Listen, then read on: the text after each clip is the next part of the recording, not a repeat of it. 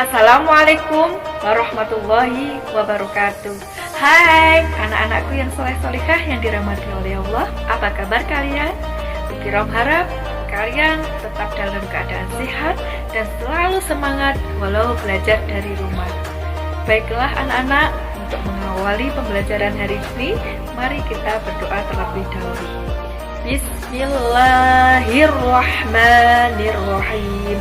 Rabbi zidni ilma warzuqni fahma waj'alni minas sholihin. Amin.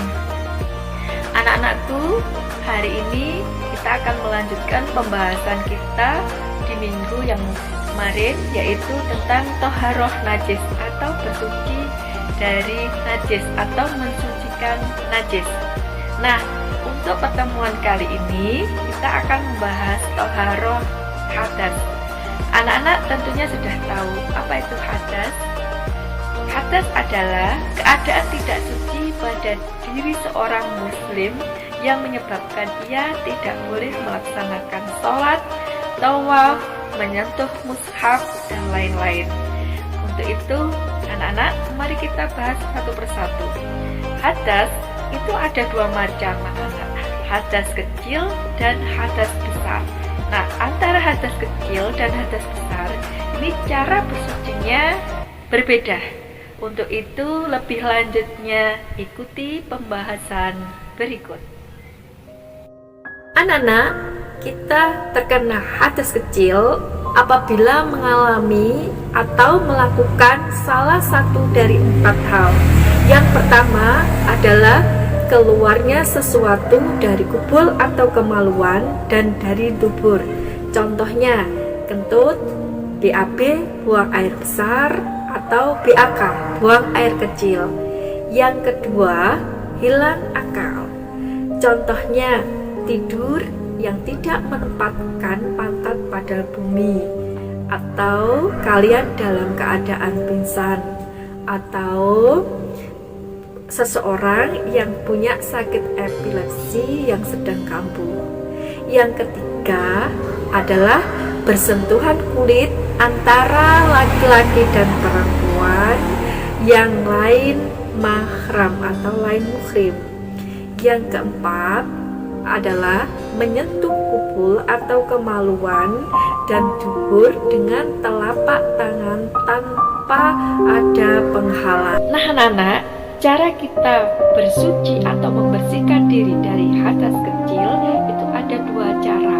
Yang pertama dengan cara berwudu, dan apabila tidak ada air maka dengan tayamum.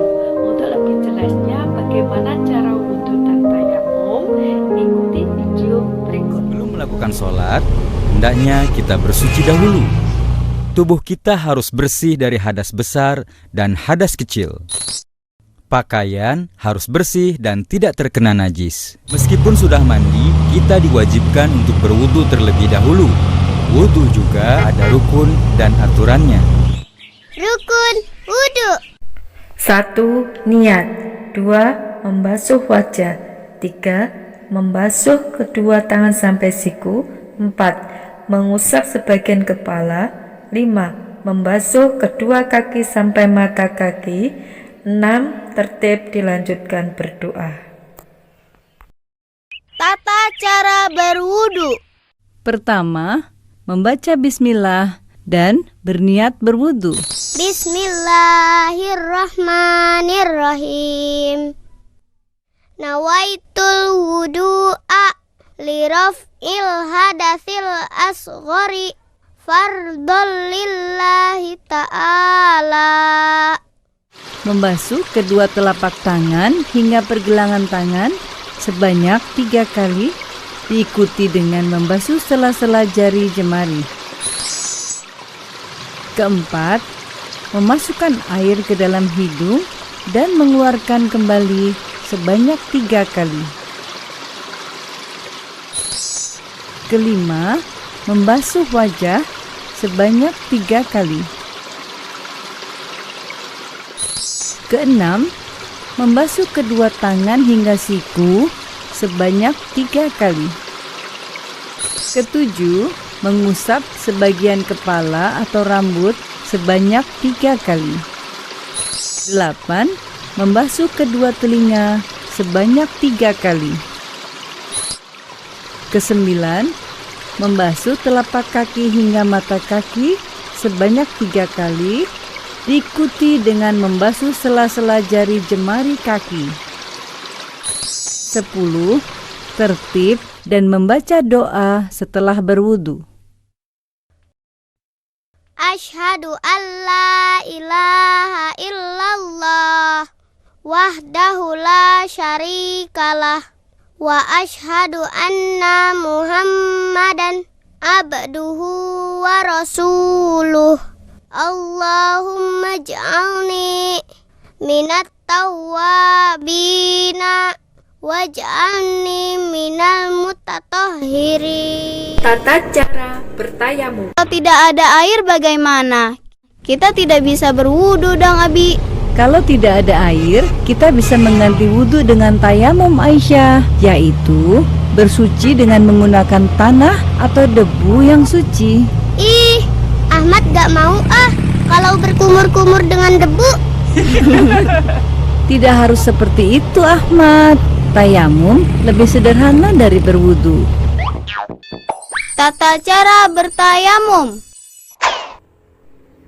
Yang pertama, letakkan tangan di atas debu, ketuk 3 kali sambil membaca niat. Bismillahirrohmanirrohim. Nawaitu tayamuma listibatis sholati fardolillahi ta'ala. Kemudian sambil usapkan debu ke muka bergantian kanan dan kiri secara merata. Tepuk 3 kali untuk menghilangkan sisa debu. Langkah yang kedua, kita ambil debu ke tempat yang belum diambil tadi. Ketukkan 3 kali, usap ke tangan, utamakan tangan kanan sampai siku-siku, kemudian tangan kiri sampai siku-siku. Selesai tepuk 3 kali, kemudian berdoa setelah wudhu. Oh iya, tayamum juga bisa batal. Yang membatalkan tayamum adalah: Pertama, keluar sesuatu, baik benda atau angin, dari kemaluan atau anus. Kedua, hilang kesadaran, baik tidur, pingsan, mabuk, atau gila. Ketiga, bersentuhan kulit laki-laki dan perempuan yang sudah balik dan bukan muhrim. Keempat, menyentuh kemaluan atau anus dengan tangan tanpa penghalang. Kelima, apabila mendapatkan air sebelum dimulainya sholat.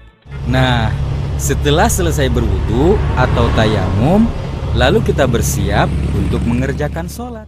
Anakku, alhamdulillah pembahasan kali ini yaitu tentang hadas kecil dan cara bersuci dari hadas kecil sudah selesai dan semoga membawa manfaat. Akan kita lanjutkan di minggu yang akan datang, yaitu tentang hadas besar dan cara bersuci dari hadas besar. Dari Bu Kirom sekian, semoga bermanfaat. Mohon maaf apabila ada kesalahan. Wassalamualaikum warahmatullahi wabarakatuh. Ila liqa.